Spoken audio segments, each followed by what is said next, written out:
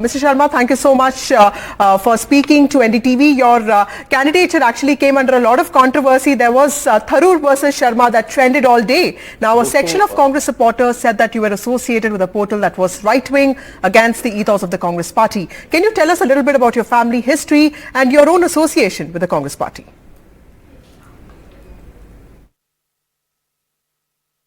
Let me tell you about one thing कि मेरा जो परिवार है वो that is involved in the Congress since 1938. 1938 में गांधी जब इस देश की कांग्रेस को लीड कर रहे थे तब मेरे जो पिता थे आचार्य पुरुषोत्तम उनसे बड़े प्रभावित हुए और उन्होंने नेशनल स्कूल्स की कॉल दी कि देश भर के अंदर नेशनल स्कूल्स होने चाहिए क्योंकि गांधी चाहते थे कि अगर ब्रिटिशर्स के अगर इंस्टीट्यूशन से लोग पढ़ेंगे तो उनका माइंड सेट वैसा ही हो जाएगा। तो उस कॉल के ऊपर उन्होंने ऑर्गेनाइजेशन स्टार्ट किया जो आज जयपुर के अंदर पूरे देश राजस्थान के भर के लोगों को सर्व कर रहा है। एनआईआर में उसका स्टेटस है। बट मेरे जो पिता थे वो पावर पॉलिटिक्स में पार्ट नहीं बनना चाहते थे, तो वो फ्रीडम मूवमेंट तक जुड़े रहे, कालकोठरी में भी रहे, वो सेक्लूजन में रखे गए। That was not simple imprisonment, वो जो सेक्लूजन वाला इम्प्रिजनमेंट है वो उसमें भी रहे।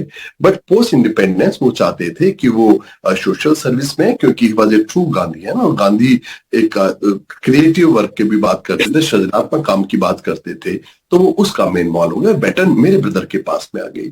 मेरे ब्रदर क्योंकि उस जमाने में गांधी और नेहरू और इनका जो समावेशी जो दर्शन था, जो इंक्लूसिव जो दर्शन था, जिसके अंदर पूरे देश को एक सूत्र में बांधने का, उन्होंने कहा कि न तो धर्म देश को बांध सकता, न भाषा बांध सकती, न संस्कृति बांध सकती, ये एक साझा जो सपना है भारत का, वो इस पूरे देश को एक रख सकता है।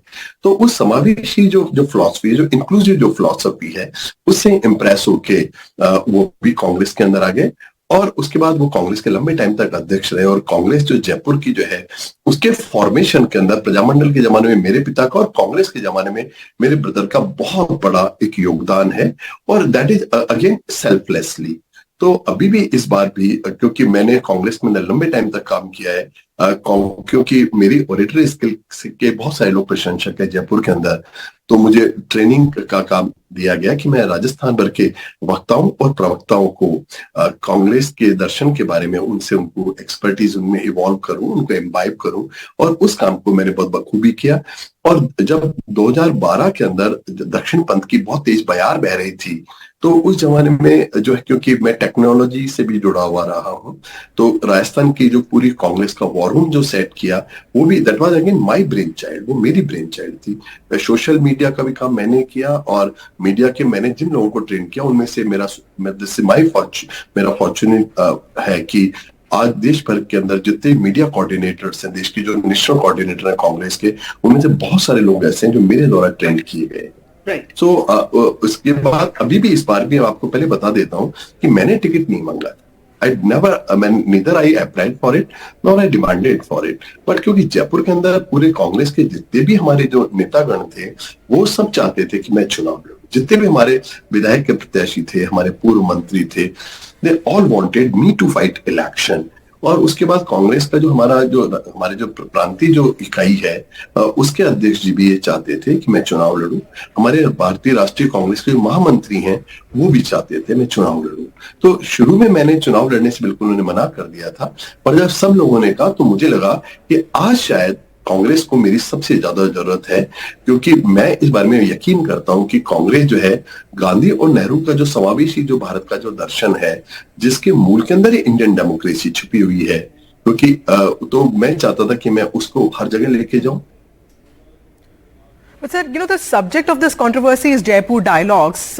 If you look at the content of that YouTube channel, it has not been in support of your party. So what is your exact engagement association with this YouTube portal? जो जयपुर डायलॉग चला रहे हैं वो एक जमाने के अंदर हमारे यहाँ पे राजस्थान के अंदर भारतीय प्रशासनिक सेवा के अधिकारी थे, सीनियर आईएएस ऑफिसर थे, और 2012, 13, 14 के अंदर वो कांग्रेस के जो बहुत बड़े बड़े जो नेता हैं उनके साथ खेलों की राजनीति से जुड़े हुए थे।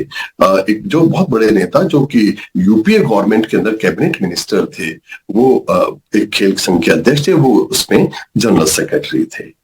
और उन खेल संघों के अंदर पूरे राजस्थान के सारे कांग्रेस के लोग ही इन्वॉल्व थे। तो यानी एक जमाने में वो कांग्रेस से उनकी एसोसिएशन थी। तो जाहिर सी बात है, जो कांग्रेस से एसोसिएशन थी, कांग्रेस के यूपीए के हमारे मिनिस्टर्स उनके साथ सब काम कर रहे थे।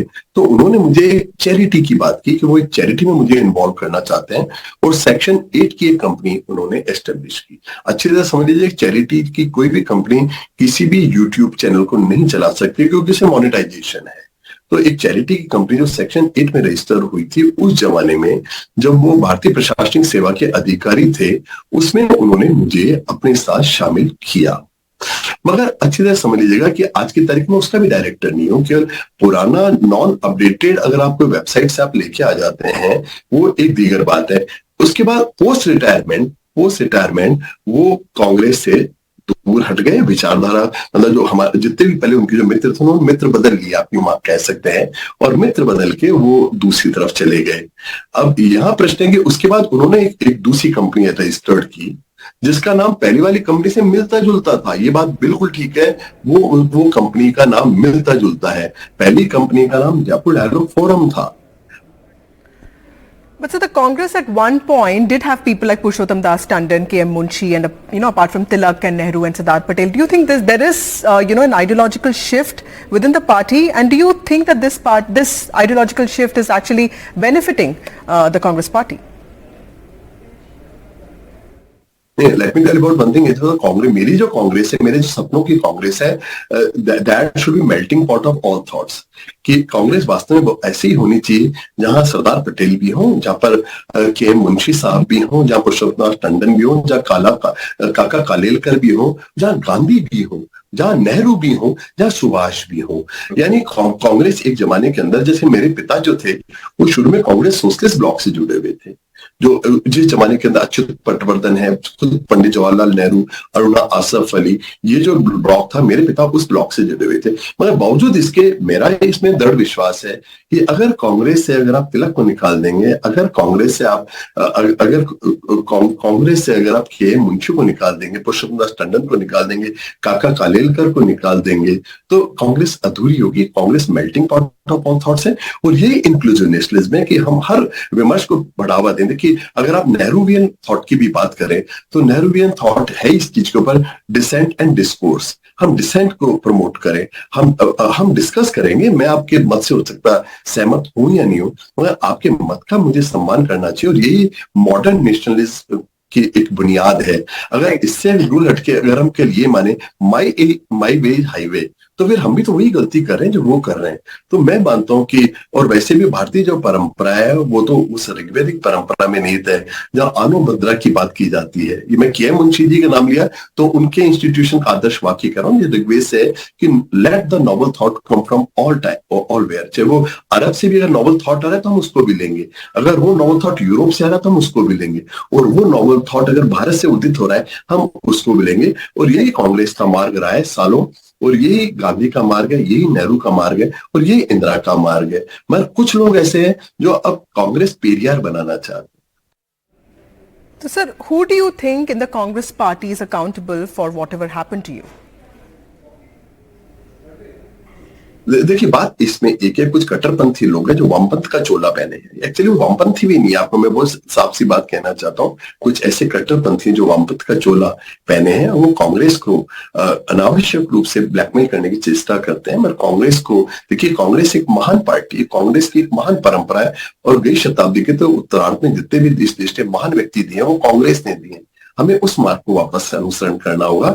हमें ये जो कट्टरपंथी जो लोग हैं, जो कांग्रेस पेरियार बनाना चाहते हैं या कांग्रेस माले बनाना चाहते हैं, हमें इससे दूर आना पड़ेगा। और कांग्रेस का भी मार्ग इसी में कल्याण का मार्ग है, और देश के लिए भी कल्याण का मार्ग यही है कि लेट कांग्रेस को वापस से हम melting pot of all thoughts बनाए, एक इंक्लूसिव नेशनलिज्म जिसके ऊपर कांग्रेस की बुनियाद टिकी है। गांधी और नेहरू की तरफ हमें लौटना होगा। गांधी और नेहरू के अलावा हमारे पास कोई मार्ग नहीं है अगर कांग्रेस को सशक्त करना है, और यही मेरा जीवन का ध्येय है, यही मेरे जीवन। So my last question to you, what about your own political future? You said you believed in dialogue. Would you stay within the Congress party or will you look for political alternatives? नहीं, देखिए मेरी बात सुनिए, मैं गीता का एक कृष्ण का एक वो है, नैव दैन्यम नैव पलायनम, न तो मैं भागूंगा और न मैं पलायन करूंगा, न मैं परास्त होऊंगा। मैं लड़ूंगा, पार्टी के अंदर इस बात को कन्विंस करने की कोशिश करूंगा कि गांधी और नेहरू का जो मार्ग है वही कांग्रेस के लिए श्रेयस्कर मार्ग है, उसी पे हमें आना होगा। हम जो इधर उधर हमारा जो विचलन है, हमें इससे बाहर जाना होगा। मेरी पूरा प्रयास होगा, मेरा जीवन का एक संकल्प है कि मैं कांग्रेस को विद इन इनसाइड अंदर रह के अपनी आवाज, भले मेरी छोटी आवाज ही है, मैं उस आवाज को उठाऊं। और वो जो कहते हैं ना कि एक जो जंगल में जब आग लगी थी तो चिड़िया चोंच में पानी डाल रही थी, तो लोगों ने कहा तेरे होने से क्या होगा, तो उसने कहा कम से कम मेरा नाम इतिहास में बुझाने वालों में लिखा जाएगा। मैं भी अपना नाम कांग्रेस को वापस से उस इंक्लूसिव जो नेशनलिज्म है, जिसकी जड़ें भारत के 5000 साल के इतिहास में घुसी टिकी हुई है, मैं उस पर लाने की चेष्टा करूंगा।